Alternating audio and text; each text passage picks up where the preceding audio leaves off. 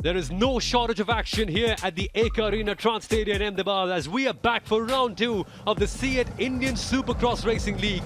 Folks, we have had two amazing motos. Firstly, for the 450cc International and then the 250cc Asia Riders. But coming up soon, it's going to be the 250cc International class riding their first race of today.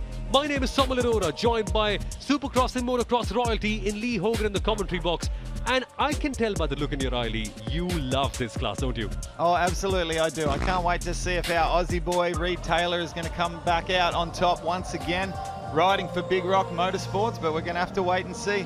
He's got a lot of competition. Julien Lebeau, the Frenchman, and of course, Maximilian Werner.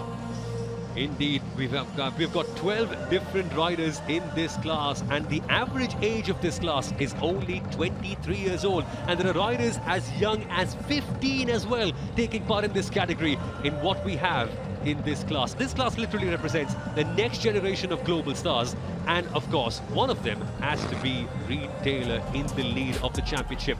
He, by the way, walked into Pune with a bit of a not a very flashy resume and smashed it. 2 wins over there for the Big Rock Motorsport team, and everyone, including yourself, had your jaw on the floor.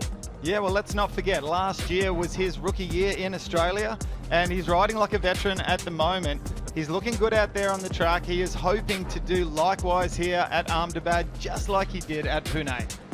2 wins for him as he leads the championship, and he's followed by so many other competitive riders in the form of Hugo Manzato, the guy you see on your screen right now in bike number 965. He's racing for the SG Speed Racers, and Hugo Manzato, he has got quite a CV, has he not? He's raced so much internationally, has been racing literally for the past 15 odd years. But the interesting part is, he wasn't quite one of the fastest riders yesterday in time practice. It was, in fact, Julien Lebeau who seemed to be the best one out there.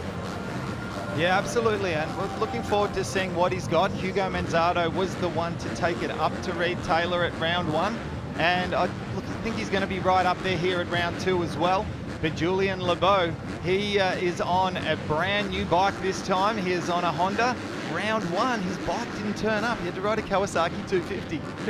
And he's finally racing the right machine. And even with that Honda last time, even on that Kawasaki, last time out, he still finished in P3 in the overall standings. That's how good he was.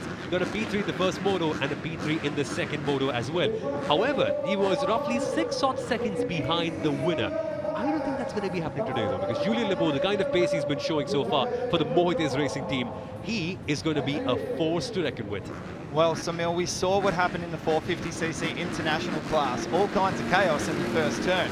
So let's wait to see what happens here as the 15-second board is up. It is almost go time here for the first of the 250cc international. Drop of the gate. Let's see who's going to get to that first turn in first place. It seems to be a brilliant start by Clement Briac, but the whole shot has to go to guess who? Reed Taylor once again. This is incredible. That's his 3rd whole shot out here in this category so far, and he is bossing the field already. Clement Briac for the Gujarat Trailblazers is currently in 2nd place, but Reed Taylor for the Big Rock Motorsport team already has 0.6 of a second of a gap. That's the kind of start that the Australian wanted for Big Rock Motorsports. He's out at the head of the pack, and I don't think anyone's going to be able to catch him at this race. And as we see Clement Briac behind him on the A51 machine, the Gujarat Trailblazers, the whoops is where we saw him gain a little bit of time on Reed Taylor, but the corner speed, that is where the young Australian is really on another planet. As we come towards the finish jump for the first time, it is Reed Taylor leading for the Big Rock Motorsport team by 2.6 seconds. He's literally pulled out 2.6 seconds in this entire lap. By the way, for context, he was 2/10 up in the first 3 turns. This is incredible stuff from Reed Taylor. And Samil, check the time out of 36.9. The next closest is a 38, and that's from Clement Briac and Julien Lebeau. For context, Reed Taylor has gone 0.7 of a second faster than his fastest lap time yesterday. This is incredible. In racing terms, that is literally a lifetime. And he's done that on his first lap of racing. As he crosses the line yet again, he's gone slightly slower, at 37.2. But it doesn't matter because the gap is increasing. He's now 3.2 seconds ahead of Clement Briac for the home team, Gujarat Trailblazers. In the background, do we have any big story? Of course we do. Julian Lebeau for the number 259 Moto Racing P5. He's up in P3, but he seems to be almost every time. However, he is gaining quickly on Clement Briat ahead of him. Number 851 there, we see Clement Briat riding for Gujarat Trailblazers. Another one of the franchises doing good things here that we didn't really see too much of at round 1 in Pune. And this is the battle on your screen, the battle for P2, the battle to get 17 points out of this race. And as it stands, we will see Clement Briat get 17 points as he finishes in P2. However, to do that, he has to really encounter a tough rider, Julian Lebeau, a rider who's won championships almost everywhere where he's gone. He's been racing for the last 10, 15, 20 odd years, and he's a 3-time German Supercross champion as Uli Stocker. The German rider from SG Speed Races has gone down. A little bit of a crash there, and he finds himself back there in 12th place. And this is what happened to Uli Stocker. Around the outside and making contact with the number 77 bike of Brendan Snippel for Ice Motorsport. However, there is a pass for P2. We are seeing a big move made by Julian Lebeau on the inside of Clement Briat. The Mohidez Racing Team rider finally getting P2, but Clement Briat fights back. There's contact at the hairpin. Julian Lebeau with the sweeping run gets P2, but Clement Briat literally almost clobbered right into him. We're seeing all kinds of bar bashing here tonight in Ahmedabad. And of course, we are seeing it once again here in the first of the 250cc international classes. As we say that, a 5-second gap, 5.1 seconds from Reed Taylor. There it is, the replay. What a beautiful replay. Yup, he literally put his elbows out Julian Lebeau and said, buddy, now is my time, I've got to go. But Clement said, you can't go that fast. This was a proper set. I mean, he came from so far back. It was a move that could have gone extremely wrong. Touch wood, it did not. They are totally okay.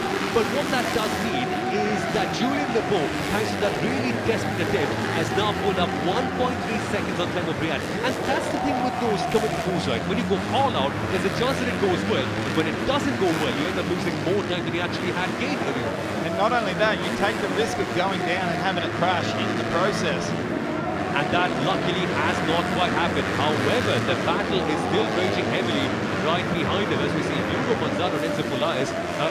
They, on the timing street, are literally 10% away from each other on a Supercross track. And it feels just so close to each other. And the action just gets even better as we reach the last 2 minutes plus 2 laps of this race. 4 minutes 23 on the clock here, 250cc Moto 1 for the international class, and it is all about Big Rock Motorsports rider Reed Taylor, Julian Lebeau for Mohidez Racing Team back there in 2nd place, and of course Clement Briat back there in 3rd for Gujarat. You talk about racing heritage, well, that is something that we've seen so much from Reed Taylor. But we get to Reed Taylor in a second as we see some more closeness in this battle for P3. It's Clement Briat versus one of the top riders of last time out, Hugo Manzano, on that teal blue and orange SG Speed Racers bike. Now, Hugo Manzano got a couple of P2 finishes in Pune. This time it hasn't quite been his race. He hasn't quite felt the same momentum. However, in terms of time, he's really closing up on Clement Briat from Gujarat Trailblazers. And I get a feeling fast coming on the cards. Yeah, we currently have an Aussie in 1st place and then a bunch of Frenchmen in 2nd, 3rd and 4th. Back to Maximilian Werner in 5th place, the German.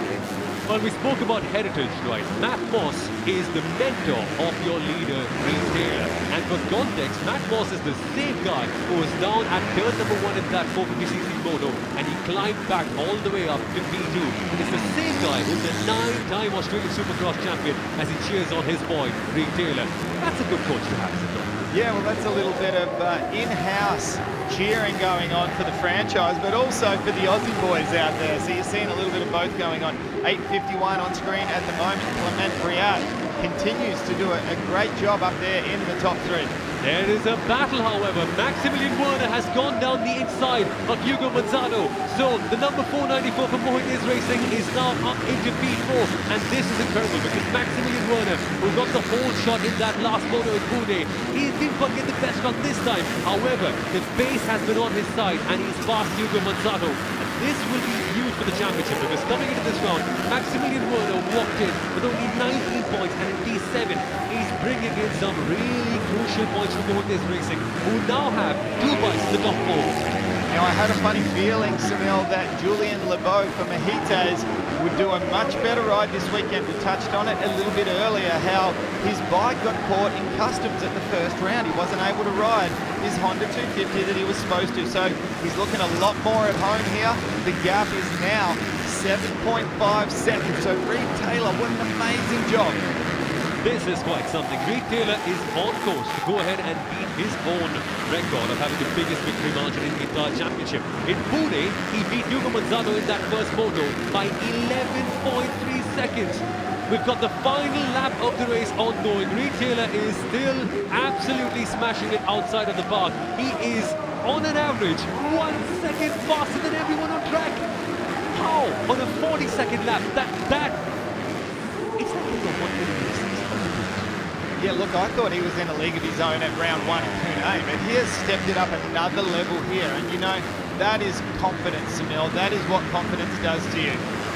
This is going to be an absolute trouncing if it stays this way. Reed Taylor is now 9 seconds ahead of everyone else. This guy, it's just art. Watching him drive is not. Reed Taylor winning Moto 1 for the 250cc international category by, guess what, 1 entire lap. How do you do that?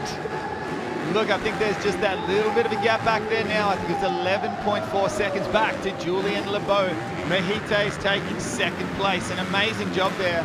There we see Hugo Manzano coming across the finish line, but wow, talk about stamping authority in this 250cc international class. Reed Taylor, take a bow. Lapping the entire field is like winning a football match against, but actually winning the Champions League final by 12-0. How do you do that, Reed Taylor? How is a 20-year-old Australian who's only in his second season of international racing smashing the entire grid away? Reed Taylor has to be the hero of the weekend already, even though he is just only 20 and even though he's just such a young rider. Wow, actually, I think our time screen's wrong. He hasn't lapped everybody. I thought he lapped everyone at the last lap. He's won it by 11 seconds, which, by the way, is a new record by 11.449 seconds.